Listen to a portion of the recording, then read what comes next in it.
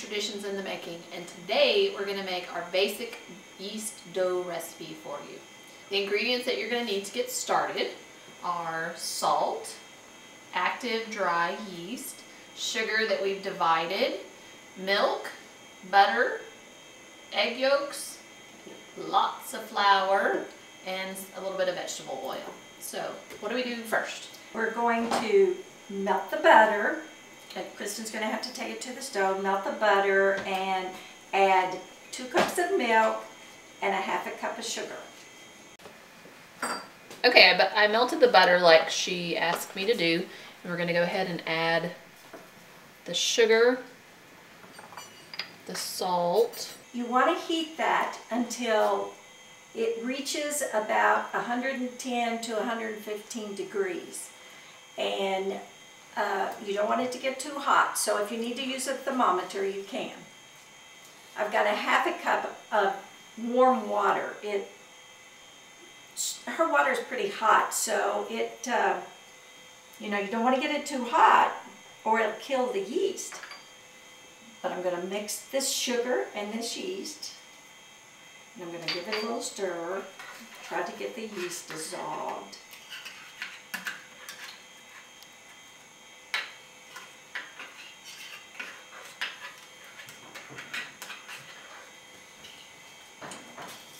And we're going to let this set until it begins to bubble up. Okay, our milk is warm. It's not too hot. Our yeast is rising, bubbling. It's just about right. And we want to stir up 2 egg yolks. Get them in here.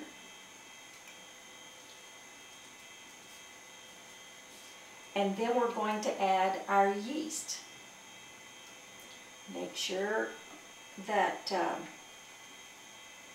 your milk's not too warm. Without putting it in the cup like that, it's a good way to tell if your yeast is good or not. Right. So if it doesn't bubble up, you know that you need to throw it out and start over. Start over, that's right. Okay, now we're going to take this and we're going to pour it into our flour. I started off with about 6 cups. You're going to need a lot more than that, but that's what we start with. And we have on a dough hook. How fast? That good or But faster? until it gets the flour moist, that's about right. One thing about this kind of mixer is it takes a lot of the work out of it. With the dough hook, I don't have to knead dough all the time. So Kristen, you need to add probably another cup of flour.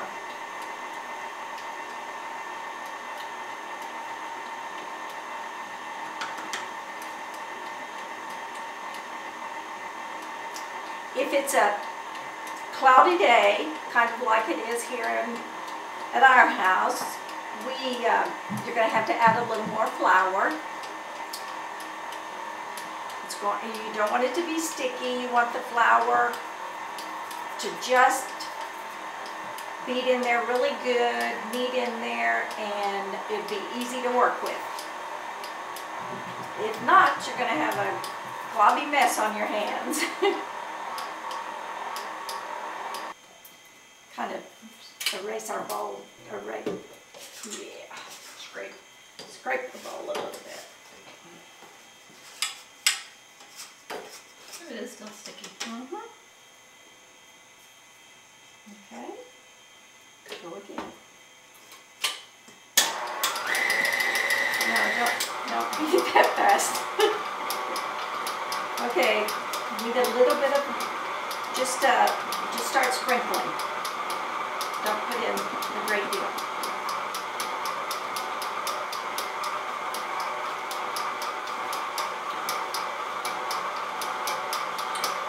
Turn it down one. Okay, a little more.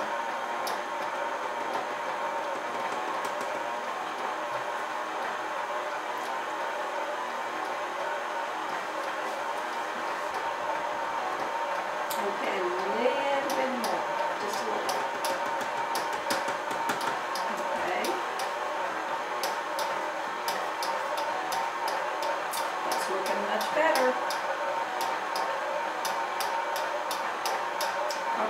stop and bring the bowl down. Scrape the bowl down.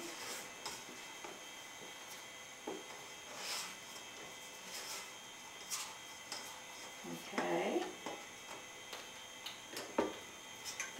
That's still sticky consistency, so we're going to need just a little bit more flour, Kristen. A little bit more. Okay. That makes 7 cups we started with. The 7th cup she added, and now we've used almost another cup, so that's 8 cups.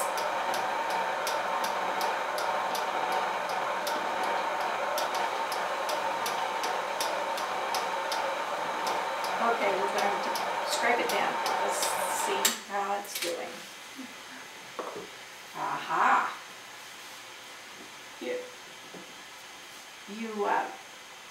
When you go to take it off here, you want to keep your fingers nice and floury, and then it just comes right off of the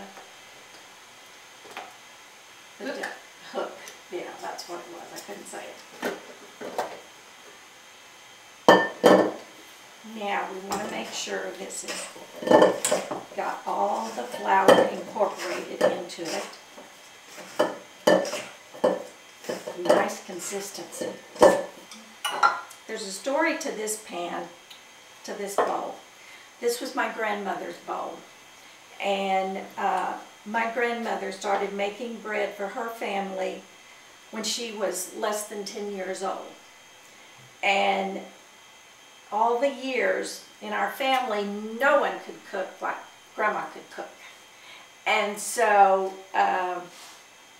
when she passed away, I had tried to get her recipe, which I can't master it. There's just nobody that could cook bread like she could cook. But I did get her bread bowl, and I still try. Never going to be as good as her, but I still try. So you want to take your bowl, and I just run some oil around it like that.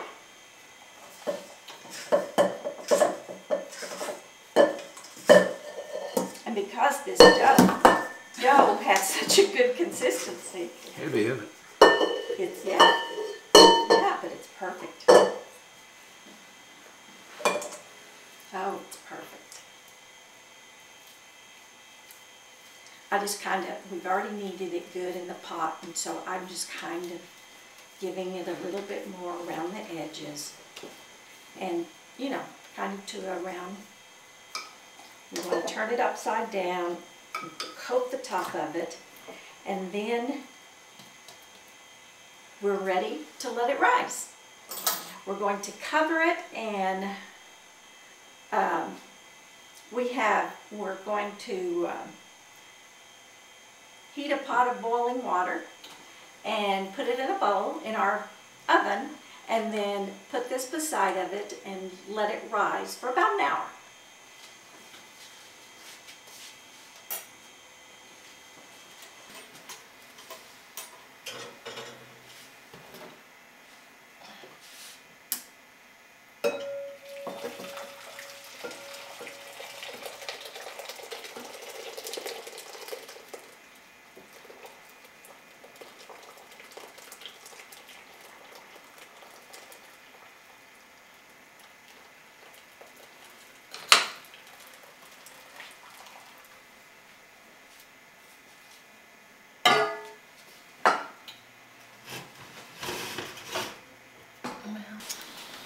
Okay, it's been an hour. We're going to check the bread.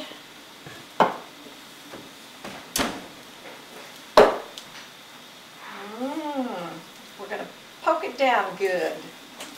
Get the air bubbles out of it.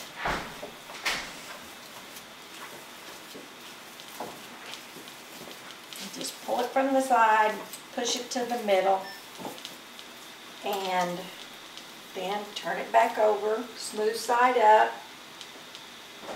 And put the towel back on it. and back in the oven for about another 30 minutes.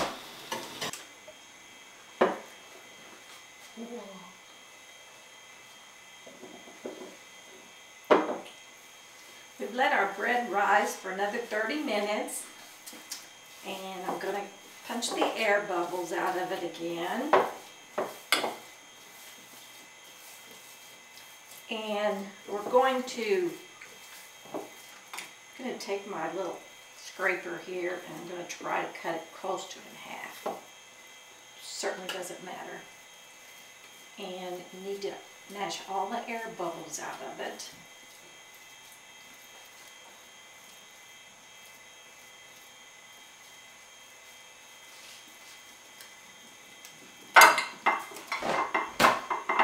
And we're going to make a loaf out of that one.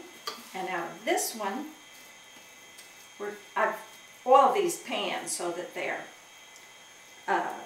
bread won't stick. And on this one, I'm just going to push out some rolls. True, you want to get them kind of in consistent shape. I've never been good at that, so I just make them and they taste good no matter how. What shape they are. What shape they are. Okay, I guess I'll try. Get some oil on your hands. Okay. Get it all rounded off. And then push through. And then push and squeeze it off. Is that too big? No, that's good. Okay. And now we're going to put these back in our oven and let them rise until they're ready to bake. Do we cover or no? Either way. Either way.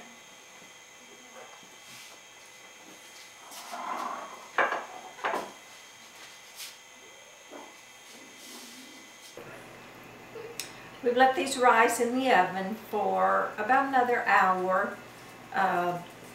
The loaf takes a little more time than the bread. Anyway, we're going to cook them, bake them in the oven at 350 for about 15 to 20 minutes, and we'll see it when it comes out.